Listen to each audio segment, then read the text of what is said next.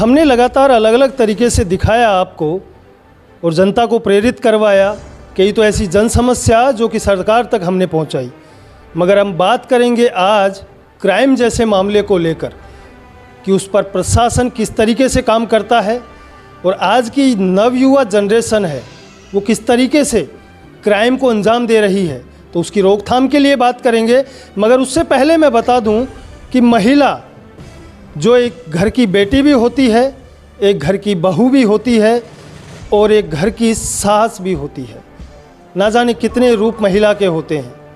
अपने बच्चों को परवरिश के तौर पर पाल पोस कर बड़ा करना महिला वहाँ तक ही सीमित नहीं होती। मगर हमारे साथ है कविता शर्मा जो कि महेश नगर थाने में SHO पद पर कार्यरत है और बड़ी बखूबी से अपनी महिला होने का कर्तव्य साथ ही प्रशासन की ड्यूटी ईमानदारी से निभा रही है। हम बात करेंगे, सबसे पहले आपका हमारे चैनल में स्वागत है कविता जी। थैंक यू वेरवा जी, बहुत बहुत धन्यवाद। दूसरी बात हम पूछेंगे कि आप महिला होने के नाते कैसे देखते हैं महिलाओं को, कैसा महसूस करते? महिला शक्ति है। शिव भी उस बिंदु के बिना अधूरे हैं, शक्ति के बिना शिव भी अधूरे हैं। तो मैं इस सृष्टि की संचालन करने की शक्ति स्त्री में निहित पाती हूँ और इसी शक्ति के तहत जो जिम्मेदारियाँ मुझे दी गई है एक स्त्री होने के नाते, उन जिम्मेदारियों को बखूबी निभाना मैं अपने अंदर मानती हूँ कि वो शक्ति मेरे अंदर परमात्मा ने दी हुई है। मैं बेटी भी हूँ, मैं बहन भी हूँ, मैं माँ भी हूँ, मैं पत्नी भी हूँ, मैं बहू भी हूँ और मैं आगे बहुत सारे रिश्तों को और भी अंजाम दूँगी। लेकिन उसके साथ साथ मैंने एक जिम्मेदारी और स्वीकार की है, खाकी की जिम्मेदारी, वर्दी की जिम्मेदारी स्वीकार कर। जिस दिन मैंने वर्दी ने मुझे पहचान दी थी उसके बाद मुझे इस बात का बखूबी एहसास है कि वर्दी के पीछे जो एक महिला है उसे इस वर्दी की इज्जत को उसी तरह से संभालना है जिस तरह उसने मुझे संभाला है। आप महिला होने के नाते जैसे आपने वर्दी को पहना है और वर्दी के साथ साथ अब प्रशासन की जो ड्यूटी है, ये तो पता नहीं होता कि कितने बजे से कितने बजे तक की ड्यूटी होती है, क्योंकि पुलिस की ड्यूटी मैं मानता हूँ कि बहुत खतरों में घिरी रहती है। कह सकते हैं कि क्राइम को अगर कोई रोकता है या आमजन सुरक्षित है तो पुलिस की बदौलत सुरक्षित है। तो कैसे अपने आप को मैनेज कर पाती है, क्योंकि आपके साथ भी बच्चे होंगे, एक माँ का प्यार उनको नहीं मिल पाता है पूर्ण रूप से, तो कैसे आप अपने आप को मैनेज करते हैं? माँ का प्यार बच्चों को नहीं मिलता ये एक बात है, लेकिन माँ को भी अपने बच्चों का प्यार की आवश्यकता होती है। लेकिन जब हमारा कर्तव्य हमारे सामने होता है, हमारी ड्यूटी हमारे सामने होती है जिसे हमने स्वयं स्वीकार किया है, तो न सिर्फ मैं बल्कि मेरे बच्चे, मेरे पति और मेरे सभी परिवारजनों ने उस ड्यूटी को एक्सेप्ट किया है और मेरी परिस्थितियों में मुझे सहयोग दिया है। मेरे बच्चों ने बहुत ही ज़्यादा मुझे सहयोग दिया। मैं उनकी आभारी हूँ इस बात के लिए कि उन्होंने मेरी ड्यूटी को ये मान के कि माँ को काम करना है और हमें उनके साथ में खड़े रहना है, वो हमेशा खड़े रहे। 5 साल की मेरी बेटी थी, जब मैं उसे छोड़कर आती थी, लॉक करके आती थी, मुझे भी ये चिंता होती थी यदि कोई छिपकली आ गई बच्ची के पास तो वो घबरा जाएगी या कोई और इशू हुआ तो घबरा जाएगी। लेकिन उसके बाद ऑन द सभी टाइम मैंने उस बच्चे को यूँ ही मोटिवेट किया कि you are strong, you can do it, तुम कर सकती हो। तो मेरे बच्चों ने, दोनों ने मुझे बहुत कोऑपरेट किया और आज बड़ी वाली भी बहुत अच्छे मुकाम पर है और शीघ्र ही छोटी वाली भी अपने रास्ते को प्राप्त कर लेंगी। परिवारजनों का भी सबका सहयोग रहा, तो जहाँ चाहा वहाँ रहा। यदि हम किसी अपने कर्तव्य के लिए अपन आगे बढ़ जाते हैं तो हमें रास्ते मिल ही जाते हैं। दूसरी बात अब पूछेंगे हम क्राइम को लेकर मामले, क्योंकि आप SHO महेश नगर कार्यरत पद पे आसीन है। दूसरी बात, जिस तरीके से आए दिन क्राइम बढ़ते नज़र आ रहे हैं, कहीं न कहीं आपको भली भांति पता है कि क्राइम क्यों बढ़ रहा है, कहाँ से बढ़ रहा है, उसका कारण क्या है, मगर रोकथाम के लिए आप लोग तैनात हैं और रोकने की पूरी कोशिश भी करते हैं, मगर फिर भी क्राइम नहीं रुक पाता। इसका क्या कारण है, कैसे इसको रोका जाए? मैं महेश नगर थाने में पदस्थापित हूँ, थाना अधिकारी के पद पर। यहाँ आने के बाद मुझे मेरी ड्यूटी जब मैंने इलाका देखा और यहाँ पर कोचिंग संस्थानों को देखा तो मुझे एहसास हुआ कि मुझे एक टीचर, एक माँ, एक अभिभावक और एक दंड देने वाले पुलिस अधिकारी की तरह उनको अनुशासन में रखने की जिम्मेदारी निभानी है।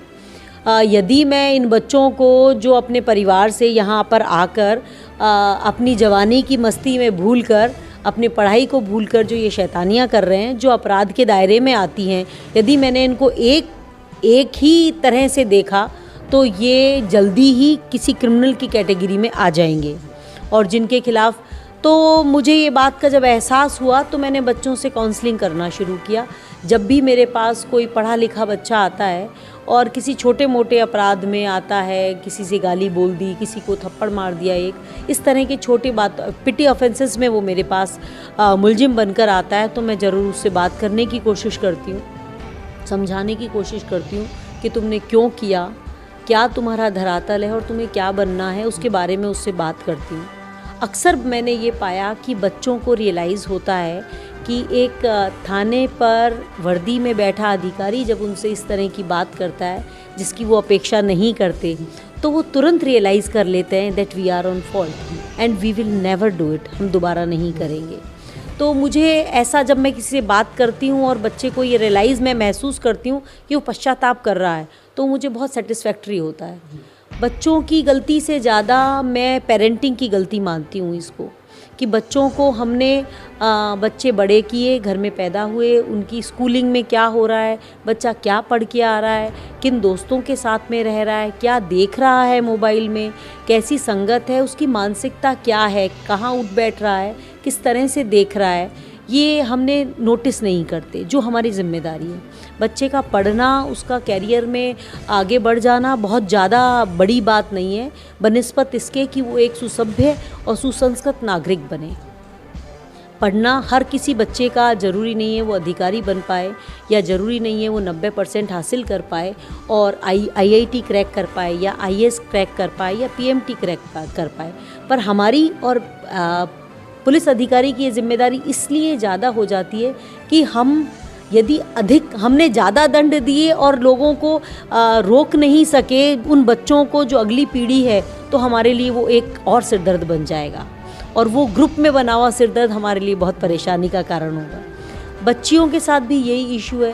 पहले लड़कियों को कहा जाता था बेटा घर में रहे, तो उसके चौक चाबंद वो रहती थी, तो वहाँ पर उसके स्किप होने के या स्लिप होने के समाज में चांसेस कम हो जाते थे।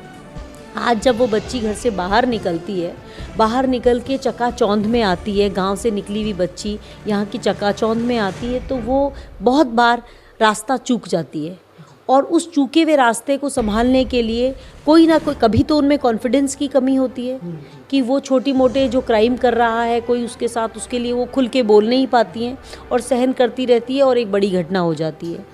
उन स्थितियों में भी मैं बच्चियों से बात करके कहती हूँ कि I am there as a mother, as a sister, I am there, you can come always. यहाँ थाने के अंदर पुलिस वाला माहौल तुम्हें नहीं मिलेगा, बिकॉज आई एम देयर। सो बहुत सारी लड़कियाँ आती हैं, बात भी करती हैं, बहुत सारी फ़ोन पे भी बात करती हैं।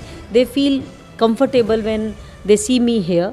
तो ये मुझे अच्छा लगता है बच्चियों से बात करके, उनके कैरियर को प्रशस्त करके, उनको बोल्ड बनाने की बात समझा के उनको अच्छा लगता है। लेकिन कुछ बच्चियां जो स्लिप हो जाती हैं, उनको भी समझाना मुझे अच्छा लगता है। जब वो रात को 1:30 2-2 बजे घूम रही होती हैं, उन लड़कियों को रोक के डांटना और कान पकड़वाना भी मुझे अच्छा लगता है। उनको मैं कहती हूँ, समझाती हूँ।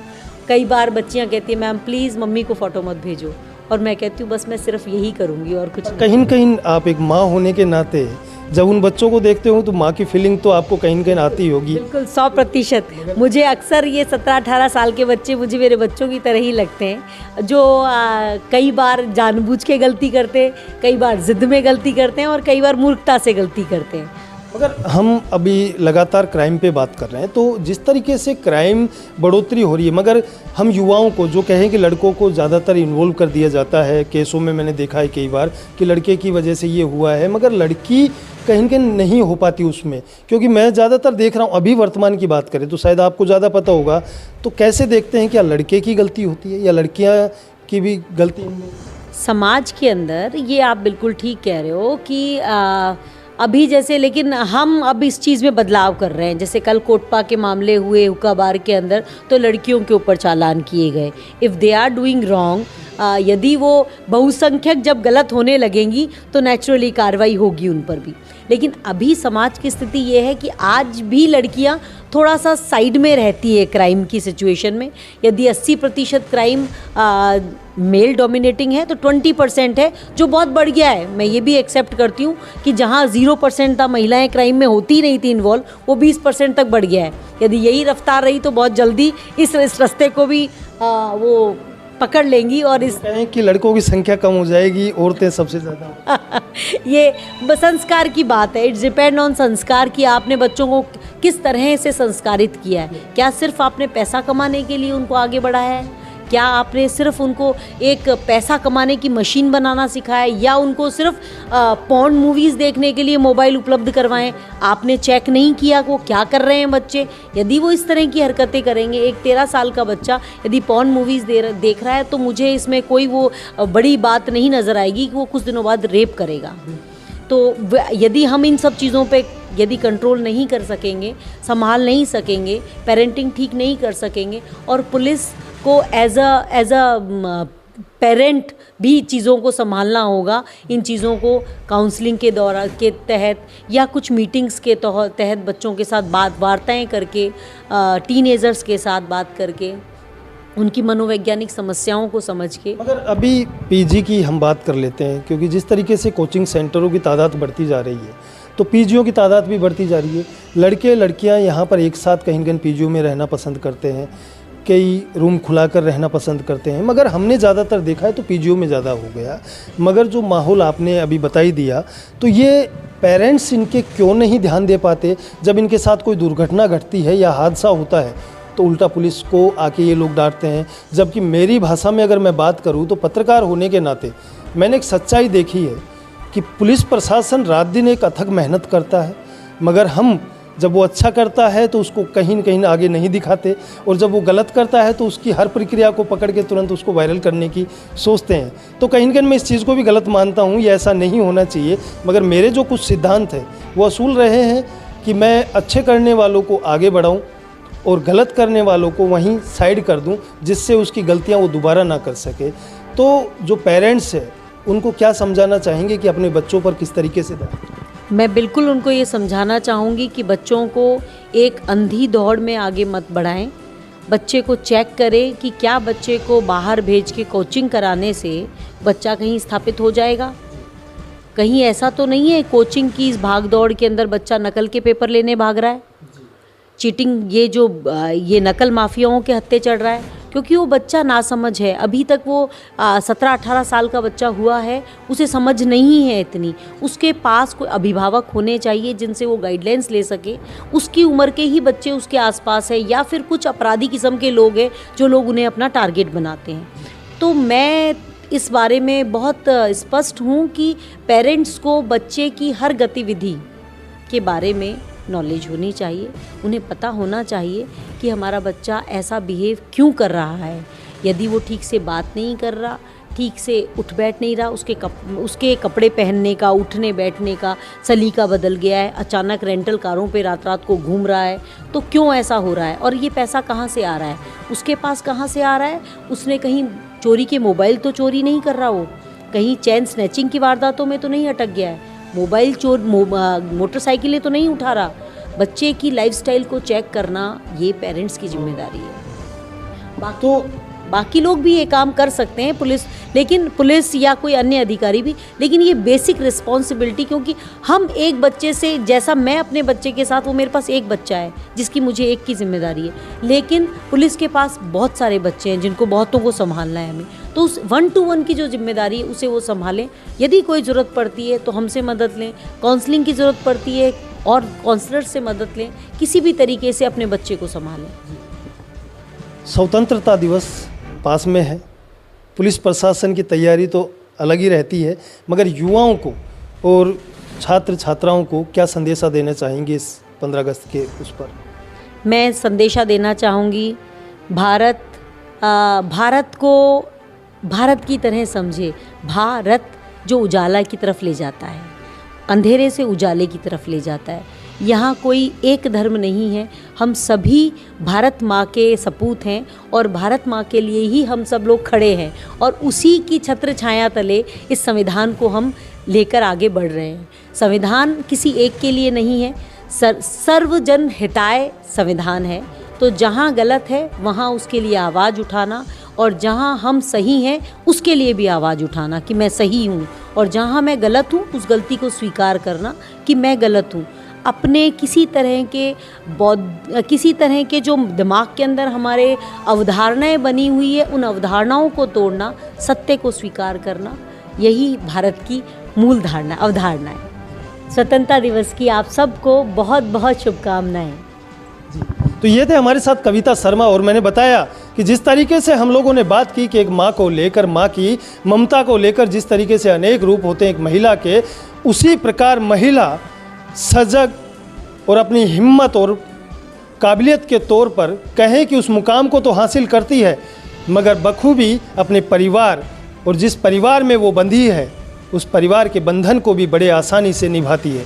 युवाओं के लिए और छात्राओं के लिए जो पढ़ने के लिए ग्रामीण क्षेत्रों से या कहें कि दूर दराज से आकर शहरों में बस गए और जिन पीजियों में वो अपना दाखिला प्रवेश कर अपनी पढ़ाई को पूर्ण कर रहे हैं और अपनी मंजिल को पाने के लिए अनेकों प्रकार की मेहनत कर रहे हैं, उन युवाओं के लिए एक प्रेरणादायक स्रोत के रूप में मैं कहूं कि कविता शर्मा ने कहा कि अपनी मंजिल को पाने के लिए एक अच्छे रास्ते को चुने, ना कि 2 मिनट के या कहें कि या कुछ पल के अच्छाई के लिए अपने जीवन को व्यर्थ ना गंवाएं, और अपने माता पिता की सेवा के लिए, जिस माता पिता ने अपने आप को परेशानी में डालकर आपको वहाँ सींचा है और उसको मंजिल के तौर पर देखा है, तो उनके ख्वाहिशों को पानी में ना बहाएं। ये कविता शर्मा का कहना है, जो कि SHO महेश नगर थाने में थानाधिकारी के पद पर यहाँ पर कार्यरत हैं और एक महिला होने के नाते महिलाओं को सजगता से उनको आगे बढ़ाने का प्रयास कर रही है।